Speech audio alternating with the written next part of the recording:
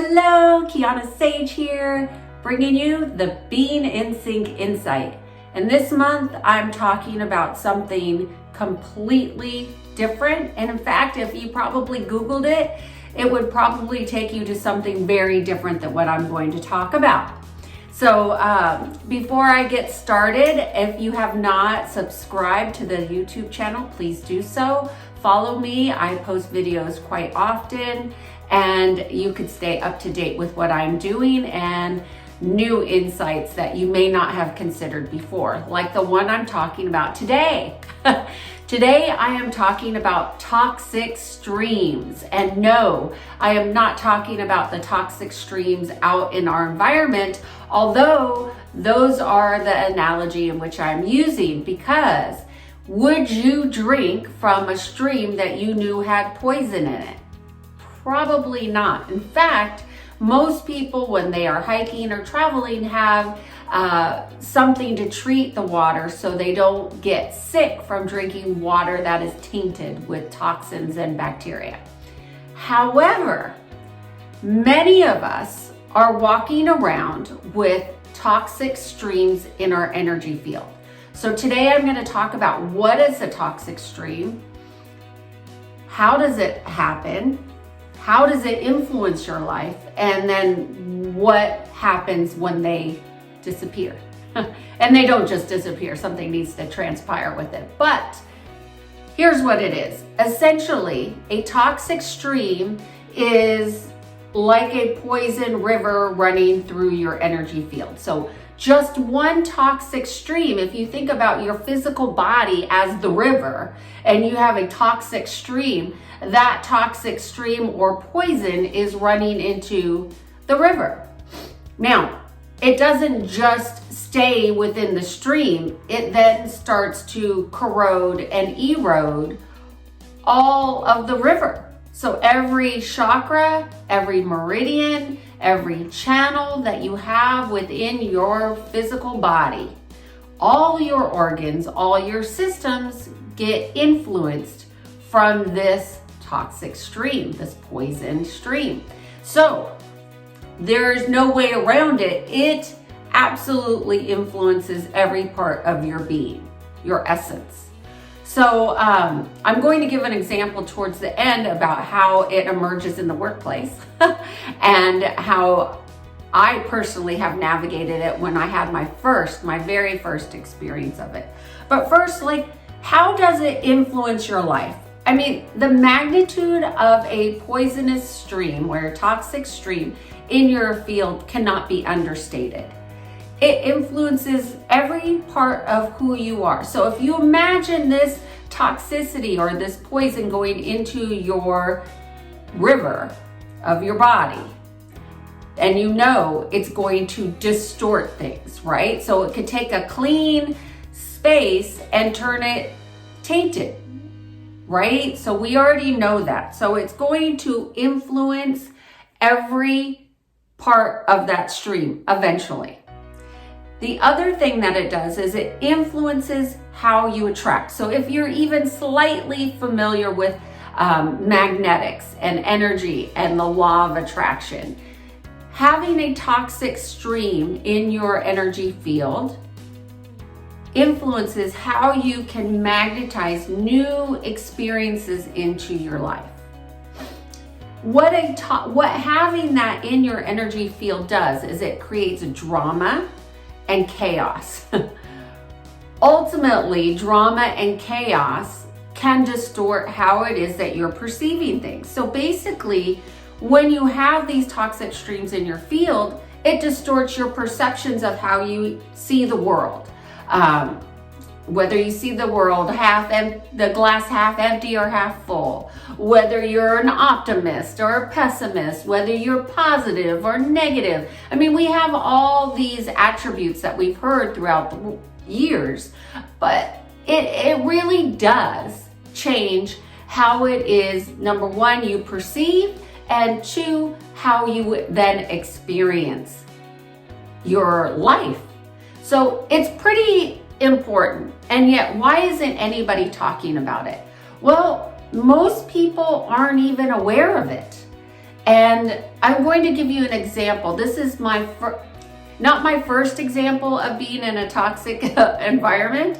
However, it was a very palpable experience that I had at work. So I was a consultant at an organization, and as often, I was often put in charge of projects that needed to get movement and momentum and results quickly.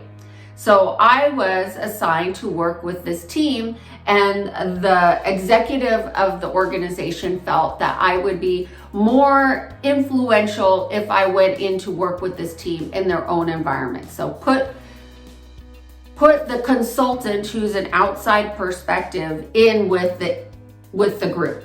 Well, this group, in this environment, once I went down there. So I had been working the project before. This decision had been made without my consultation. And I was told I had to go down there and I had to work with these people on an everyday basis. Now, from the boss's perspective, I do believe that he thought that I would be able to positively influence the issue. The issue is that this team was extremely dysfunctional and highly toxic. And toxic and volatile, meaning it's not even that you would go down into the office and you'd be able to see anything, but you could feel it. You could feel it by the tone of voices, by the exchanges that were going on, by the cursing that was happening, by the yelling that was going on within the group. And it just wasn't enjoyable to go to work, to say the least. But I, as an empath, I was deeply impacted by this group. I was down there within 1 week. I was not well. Like, I immediately did not feel well. I went from loving my job to hating it. I didn't want to go in there anymore. It was volatile, to say the least, because those are just the things that people say, but 90% of all communication is what people don't say. So as an empath, I could feel what people are communicating, and it's not very congruent, and it's definitely not in line with results. So I was down there, and I had expressed dismay to my boss at that time and said, this wasn't a really good experience, and I wasn't enjoying it. And he kind of laughed, and he's like, oh, you'll get over it, kind of a thing. And by week 2, I had already decided I was going to leave my job. I felt like I didn't have a way out, that my boss wasn't seeing my perspective, and that I was not going to allow my health to deteriorate. I had already had noticed physical changes within my body immediately that were not normal, and I was very uncomfortable all the time. I just did not like being there. It was that toxic and that chaotic. So I went up to my boss and I said, here's my 2-week notice. And for the next 2 weeks, I will not be going to stay with that team. And he just was blown away. He had never had anybody do this. And I said, I cannot, I will not, and I absolutely cannot subject myself to that kind of place any longer. I value my own health and well-being above fixing that dysfunction. And he said, oh my goodness, Kiannaa, absolutely not a problem. I'm going to move your office. We're going to move it to another building, and won't you please stay? And I literally had prepared my 2-week notice to say, hey, I'm done. I'm out. I didn't have another job. I didn't have another plan. I didn't have another consulting gig lined up. All I knew is I was not staying in that environment. It was not worth it for me. So I knew enough to know that, one, you cannot positive think your way out of a toxic environment. You cannot. You cannot be better than it. You cannot bring it up. You cannot change it. You can influence it, but it definitely influences you back. So I was moved to another location, and I continued to work the project from a distance, and I was healthy and fine, and that team was modified and changed as appropriate to get the results that were required to move the organization forward. So, and it did end up being that some people needed to retire. And it wasn't me. I stuck around for many, many years to come. But I think the most important thing that I want you to get out of this, because I think a lot of people have the perspective that you can be in denial and pretend it's not influencing you and rise above, or turn the other cheek, or find a new way to be in that environment. And it absolutely does not work if it's a toxic stream and a toxic environment. And I think that's one of the things that I find most often with clients is that they have tried their best to think their way out of the situation that they're in. And which brings me to my next point. I want to talk about what I found. You cannot positive think your way out of it. You cannot be in ego and think that you're going to conquer it and get it over on it and you're going to get through it. You know, I really want you to think and keep in mind of a toxic stream influencing the river. You need to address the entire system when that is present.